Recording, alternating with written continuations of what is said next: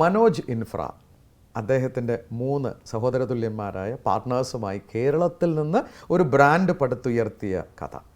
Infra elevators. നമുക്ക് അഭിമാനിക്കാം, നമ്മുടെ കൊച്ചു കേരളത്തിൽ നിന്ന് തന്നെ നല്ല വേൾഡ് ക്ലാസ് ആയിട്ടുള്ള ഒരു ബ്രാൻഡ് ഉയർന്നു വന്നു എന്നുള്ളത്. അത് ഇന്ന് നാഷണൽ ബ്രാൻഡാവുകയാണ്, നാളെ ഇൻ്റർനാഷണൽ ബ്രാൻഡായി തീരുമെന്നുള്ളത് നമുക്ക് ഉറപ്പിക്കാം. ഇവരുടെ വിജയത്തിൻ്റെ പിന്നിൽ എന്താണ് എന്ന് അദ്ദേഹം തന്നെ വ്യക്തമായി പറഞ്ഞു. ഏതൊരു പാർട്ട്ണർഷിപ്പ് ബിസിനസ്സിലും കൂട്ടായ്മ, അഭിപ്രായ വ്യത്യാസങ്ങളുണ്ടെങ്കിലും ചേർന്ന് നിൽക്കുക. ഡിസിപ്ലിൻ എന്ന് പറഞ്ഞൊരു സാധനം, ഫിനാൻഷ്യൽ ഡിസിപ്ലിൻ അവർ വേറെ ഒരു മേഖലയിലും കൈ വെച്ചിട്ടില്ല.